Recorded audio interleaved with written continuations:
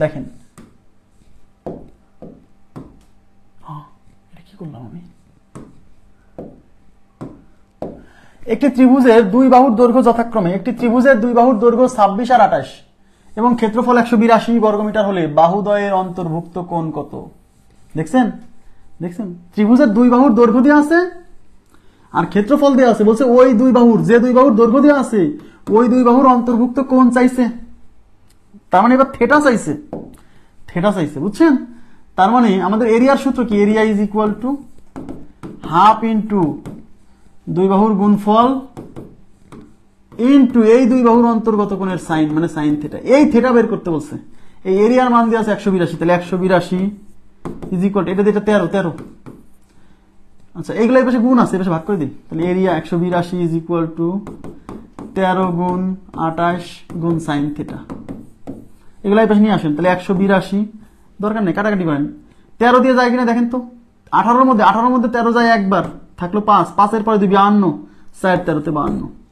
তাহলে এই পাশে 14, এই 28 এই পাশে, এই যে 13 দিয়ে কাটছি, 13 দিয়ে এটাকে কাটছি 14 বার, ঠিক আছে। 13 দিয়ে 18 মধ্যে একবার, থাকলো 5, 5 পরে 2 52, 4 13 52, বুঝছেন? এই 28 পাশে গুণ আছে, এই পাশে এসে ভাগ হবে, is equal to sine theta. 14 কে 14, 14 দুগুণে 28, তাহলে এই পাশে হচ্ছে 1/2 is equal to sine theta.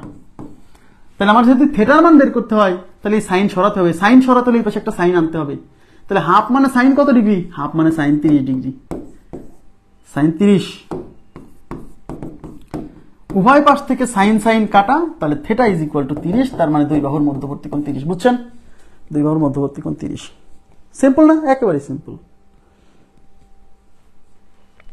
Okay, next কোশ্চেনে চলে যাচ্ছে। নেক্সট,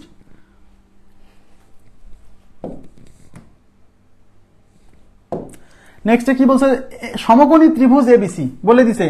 এটা কেমন ত্রিভুজ? সমকোণী ত্রিভুজ এবিসি, এর ক্ষেত্রফল 18, তার মানে এটা একটা সমকোণী ত্রিভুজ এবং এ কোণ 45। বলছে অতিভুজ এসি এর দৈর্ঘ্য কত? আগে বলেন, চিত্র আঁকাবেন, চিত্র আঁকাবেন। সমকোণী ত্রিভুজ, সমকোণী ত্রিভুজ এবিসি, এ বি সি, বলে দিছে অতিভুজ এসি এর দৈর্ঘ্য। এদিকে তাকান, অতিভুজ এসি এর দৈর্ঘ্য, তার মানে অতিভুজের এক মাথায় হবে এ আর এক মাথায় হবে সি। এই যে বুঝতে হবে, দেখে এই জায়গা সি দিয়ে বসে থাকলে কিন্তু হবে না। এই যা সি দিলে অতিভুজ কি এসি হবে? অতিভুজ এসি, তার মানে অতিভুজের এক কোণায় এ আর এক কোণায় সি, তাহলে এটা বি, বুঝছেন? এ কোণ 45, মানে এটা 45, এটা 45 হলে এটা অবশ্যই 45। কেন? কারণ আমরা জানি সমকোণী ত্রিভুজের এই দুই কোণের সমষ্টি 90, তাহলে এটা 45 হলে এটা 45। দেওয়া নাই, বুঝে নিতে হবে। তার মানে এই দুই কোণ যেহেতু সমান, তাহলে এই কোণের বিপরীত বাহু আর এই কোণের বিপরীত বাহু দুটো সমান, এইটা আর এটা সমান, তাহলে ধরলাম এইটাও এক্স, এইটাও এক্স। এখন চাইছে কি? চাইছে হলো এই অতিভুজের মান। এদিকে তাকান, এই অতিভুজের মান, এই অতিভুজের মানকে আমি ধরলাম জেড, ধরলাম জেড ধরলাম। তাহলে এই অতিভুজ বের করতে হলে তো পিথাগোরাসের উপপাদ্য অ্যাপ্লাই করতে হবে। তাহলে জেড স্কোয়ার, পিথাগোরাসের উপপাদ্য কি? অতিভুজ স্কোয়ার মানে Z square equal to x square, এই যে লম্ব স্কোয়ার প্লাস ভূমি স্কোয়ার, তাহলে Z square equal to 2x square. তাহলে জেড ইকুয়াল টু এই স্কোয়ারের পাশে রুট হলে 2 রুট হয় না, এদিকে দেখেন,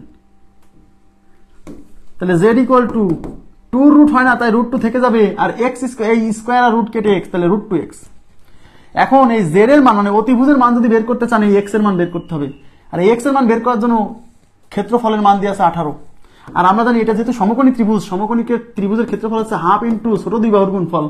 ছোট দুই বাহু মানে এই বাহু আর এই বাহু, এই বাহুর দৈর্ঘ্য এক্স ধরছি, এই বাহুর দৈর্ঘ্য এক্স ধরছি, তার মানে এক্স ইন্টু এক্স, এই হলো ক্ষেত্রফল, আর এটার মান দিয়ে আছে 18।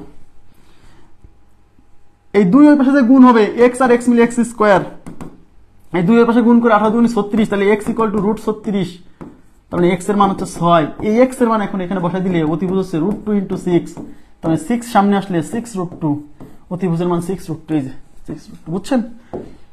একটু মানে সব ডাটা দেওয়া থাকবে না, একটু বুঝে বুঝে করতে হবে। 6 রুট 2